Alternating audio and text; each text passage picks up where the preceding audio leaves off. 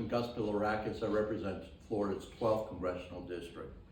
I'm not sure what America President Biden was speaking about in his State of the Union address tonight, but his empty rhetoric sure was out of touch with the experiences my constituents have shared with me. The current state of our union is chaos and disarray, unfortunately, because of the failed policies of this administration. I spent quite a bit of time talking to my constituents about their concerns. Time and again, the number one concern raised by my constituents is the national security threat taking place with the invasion of our southern border, and it is an invasion, ladies and gentlemen. Last week, President Biden visited the southern border for just the second time, and just like his previous visit, it was nothing but a photo op. Since Biden took office, there have been 8.7 million illegal border crossings, and the number of people who have entered illegally through the southern border is greater than the population of 36 states. Unbelievable.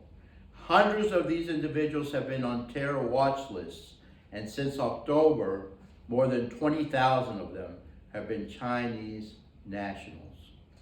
This should alarm every single American and should prompt action by this president. After all, he could repeal 64 executive actions he has taken to worsen our border crisis, yet he refuses to do so. Traffickers and cartels have taken operational control of the border. Fentanyl is flowing through the border and killing our children. What a shame. It's just awful. It's a disaster. We are at war with China, ladies and gentlemen. It's a different type of war, but it is war. Innocent Americans have been victimized by many of these illegal immigrants. I call them migrants because of President Biden's irresponsible catch and release policies. It has to stop. My colleagues and I understand that border security is national security. And the best way to secure our borders is by re-implementing the Trump administration's successful policies. They work, ladies and gentlemen. They work. We need to bring these policies back as soon as possible. That's why we passed the strongest border security bill in history and voted to impeach DH Secretary Alejandro Mayorkas. The architect, really, he is the architect behind the Biden border crisis. But the buck stops with the president, as he said many, many times. So I will keep pushing to use the power of the purse to force President Biden to enforce the rule of law and secure our border. It's as simple as that. Even America, every American deserves to feel safe in their community. But due to President Biden's border crisis and Washington Democrats, unfortunately, soft on crime policies, and they have been soft all over the country, but particularly here in Washington, D.C., we've seen violent crime surge across our great country. House Americans and House Republicans are committed to restoring law and order, backing the blue, our incredible police, opposing all efforts to defund our police, and cracking down on woke prosecutors and district attorneys who refuse to prosecute violent criminals. It's happening everywhere, folks. Of course, we're very fortunate in Florida because we have a great governor and we have some really good leadership in the legislature as well. So Bidenomics, unfortunately, also continues to fail the American people.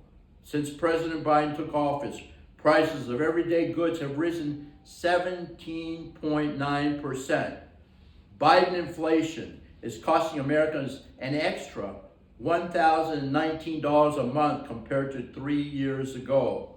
And real wages are down by over 2%. Folks, all of us are being affected by this, but our seniors in particular, they're on fixed incomes. Very, very difficult. The prices of housing, the price of housing is very, very high as well. Within the first 2 years of his administration, President Biden and the House Democrats passed their so-called American Rescue Plan and the Inflation Expansion Act, resulting in sky-high federal spending. I have fought to rein in President Biden's reckless spending and restore fiscal responsibility to Washington. One of the most chaotic aspects of the Biden presidency has been his weakness on the world stage. Before President Biden took office, America was respected on the world stage. But over the past 3 years, President Biden's America Last foreign policy agenda has diminished our global standing, emboldened our adversaries in Beijing, Tehran, and Moscow, and plunged the world into chaos, unfortunately. We abandoned our allies, our assets, and Americans around the globe. And we put American service members, our true American heroes, and we've actually put their lives at risk because of these policies.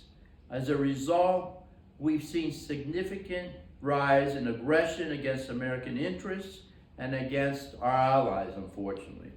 The best way to restore America's standing on the world stage is by supporting our troops, our true heroes, investing in our efficient and effective military, and exercising peace through strength. As Reagan said, President Reagan, a great president, said, peace through strength with our allies to counter increasing global threats. Again, it's as simple as that. Despite the out-of-touch rhetoric the president spewed tonight, the facts are clear. President Biden has weakened our position on the world stage. He's jeopardized our national security. He's weaponized federal agencies against the American public and worsened our financial circumstances. We need to reenact America First policies that will create an economy that is strong, a nation that is secure, a future that is free, and a government that is accountable. My constituents can be sure I'll continue to fight for these priorities and making sure that our veterans are taken care of as well. So thank you very much for giving me the opportunity. God bless.